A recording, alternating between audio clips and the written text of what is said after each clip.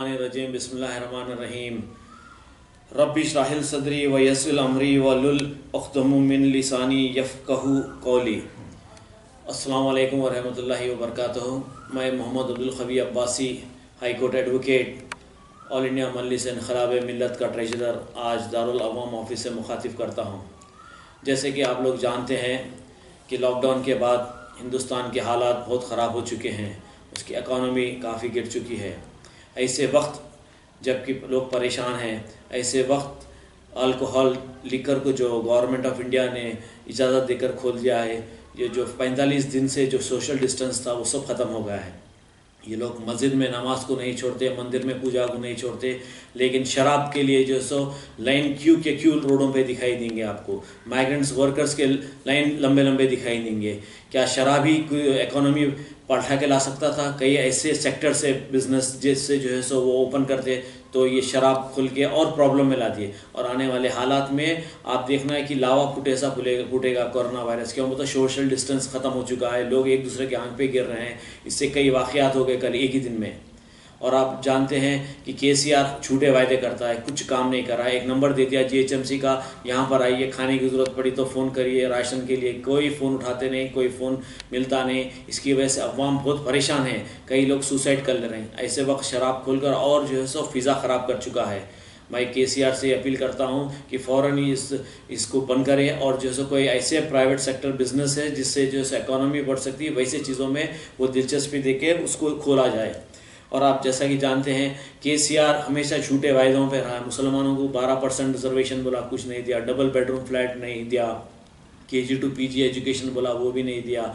और कई ऐसे लोग हैं जो अपनी लाइफ सेक्रीफाइस करे तेलंगाना हासिल करने के लिए, झूठे वायदे करते आया और झूठे वायदे करते रहेगा। और उसका जो बॉस दिल्ली में बैठा हुआ है मोदी, वो तो उससे बड़ा झूठा है, वो बोलने की भी ज़रूरत नहीं है। आप खुद जानते हैं मोदी कितना बड़ा झूठा है। खाली जो है सो झूठे वायदे करना, गोदी मीडिया को लेकर काम करता। वो रूबी का लियाकत जो है वो तो जो है सो मैं कुछ बोल नहीं सकता उसके बारे में। एंकर की क्या सैलरी होंगी एक अंदाज़ा आप बताइए मेरे को? मैक्सिमम 20,000, 40,000, 50,000। एक ड्रेस 50,000 का पहनती, कहाँ से पहनती भाई? कैसा आती भाई ये बताइए आप? इसको फंडिंग है, पूरी रिलायंस वालों की फंडिंग है, मोदी के पास से फंडिंग है। इसका तो DNA टेस्ट करना पड़ेगा कि ये वाकई कौन सी मज़हब की है। तो इस तरीके की जो है सियासत रचा रहे हैं यहाँ पे। बड़े अफसोस की बात है, बीजेपी गवर्नमेंट जो मुसलमानों के लिए एक ख़तरनाक मंसूबा लेकर चल रही है। मुसलमानों को बर्मा से भी बुरे हालात करना चाह रहे हैं। मुसलमानों को जो है सो गरीबी, फाइनेंशियली और जो है हर तरीके से कमज़ोर कर देना चाह रहे हैं। हिंदुस्तान के मुसलमानों को 70 साल की पुरानी हिस्ट्री, हिटलर की हिस्ट्री रिपीट करना चाह रहे हैं। और ऐसे वक्त जबकि हिंदुस्तान के लोग परेशान हाल है, खाने को खाना नहीं है, हर चीज़ से प्रॉब्लम है, और इनका साथ दे रहे हैं अवैसी। और अवैसी को मैं ये बताना चाहता हूँ कि ये फ़ौरन बीजेपी का साथ छोड़े, केसीआर का भी साथ छोड़ना चाहिए। क्यों? वो तो केसीआर खुद बीजेपी का एजेंट है और इन्हों केसीआर के तो एक दूसरे के रिश्तेदार हैं, बाप बेटा दादा बोले जैसा है। तो आप बताइए, आप बीजेपी के एजेंट हैं। मैं आपको एक खुलासा करता हूँ कि अरविंद केजरीवाल जो कि चीफ मिनिस्टर ऑफ दिल्ली है, वो एक जिम्मेदार शख्स है।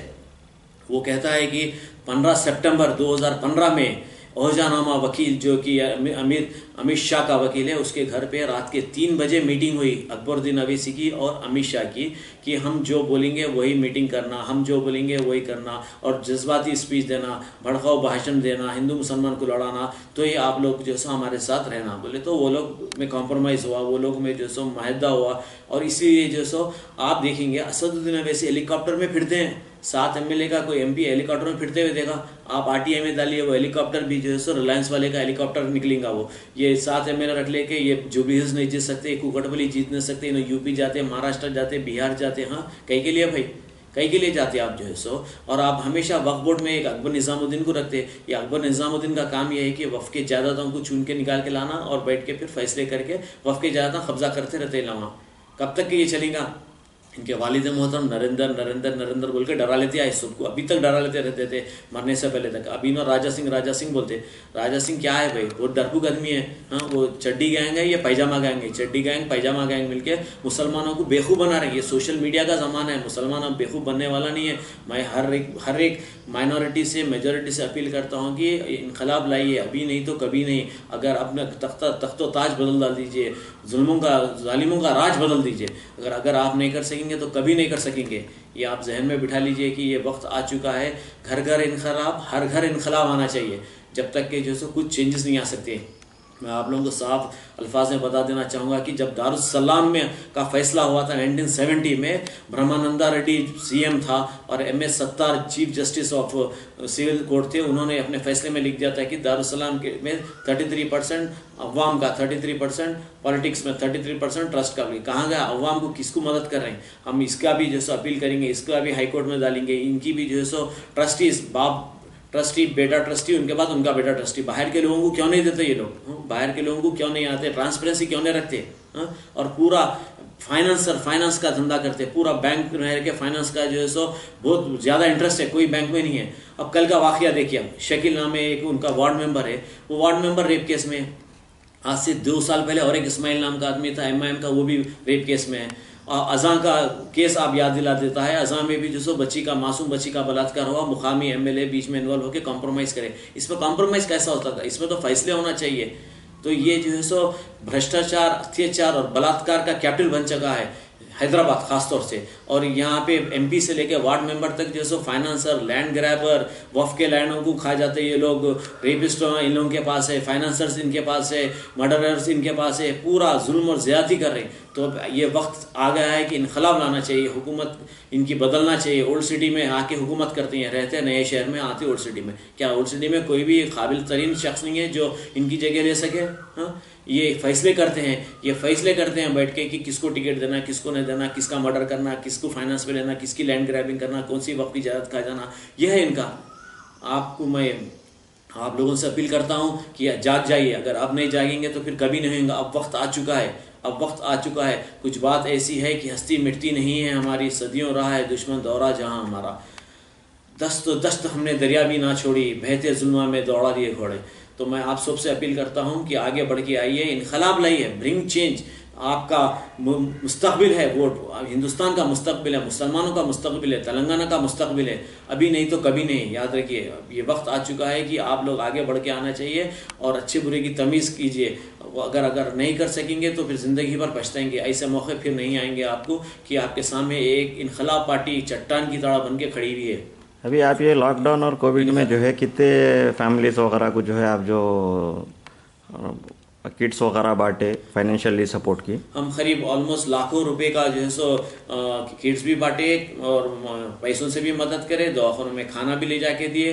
हर तरीके से कर रहे हैं, हर तरीके से जो हो सकता था कर रहे हैं, करते रहेंगे और इंशाल्लाह ताला आगे भी करेंगे। ये आपको किसी से फंडिंग हो रही सब है या आप अपना पर्सनली आप लोग पार्टी की तरफ से? पर्सनल पार्टी की तरफ से हो रहा, किसी का फंडिंग नहीं है। जैसा कि आप मजलिस में देखेंगे, MRO RDO लेके आता, चावल राशन पानी आता, इन्हों आके खड़े आते, क्या बोले तो हम लोग दे। ये गवर्नमेंट का आदमी नहीं आता, अगर प्राइवेट आदमी बांट रहे तो याद रखिए आप, समझे ना आप। ये अकबरुद्दीन अवैसी और राजा सिंह का एक मैकेनिक ऐसा एग्रीमेंट है, बिजनेस डेवलपमेंट एग्रीमेंट है, दोनों पार्टनर्स है और बाहर पब्लिक को बेवकूफ़ बनाते ये लोग। तो आप लोग व्हाट्सअप का ज़माना है, सोशल मीडिया का ज़माना है, अवेयरनेस लाइए, इनकलाब लाइए, चेंज लाइए, वरना अभी नहीं तो कभी नहीं। मैं आप लोग से ये अपील कर रहा हूँ, आगे बढ़ के आइए और जिस किसी को भी जो तकलीफ हो रही है हमारे कहीं आइए। आप आवाज़ नहीं उठाएंगे तो फिर हमेशा आपकी आवाज़ ख़त्म हो जाएगी आपकी। ये आप लोग की तरफ से पार्टी से जो एक PIL भी डाले बोल के बताए थे गाड़ियों का जो है रिलीजिंग के लिए। जी हाँ, हमने पब्लिक इंटरेस्ट लिटिगेशन फाइल किया था ऑनरेबल चीफ कोर्ट पे।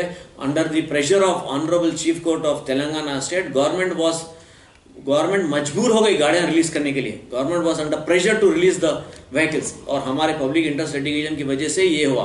आप देखें मोगलपुरा SI का भी ट्रांसफर हमारी वजह से हुआ, गोलकुंडा होमगार्ड का भी जो है सस्पेंशन हमारे रिप्रेजेंटेशंस में हुआ, हमारे पार्टी के रिप्रेजेंटेशंस में हो रहा है जो भी काम हो रहा है सो जी। और आप आंध्रा में देखिए, केमिकल पॉलीमर फैक्ट्री का जो हुआ है, बहुत बड़ा हादसा हुआ है। अल्लाह उनके फैमिलीज को हिम्मत अफजाई करे। और वहाँ के जो CM है जगन मोहन रेड्डी, 21 करोड़ रुपए एक रेशिया दिए, बहुत खुशी की बात है। हिंदुस्तान के कोई CM PM नहीं दिया होगा, इतना बड़ा कारनामा है उनका। मैं उनका बहुत ही तारीफ करता हूँ, उनका बहुत अच्छा काम करे वो।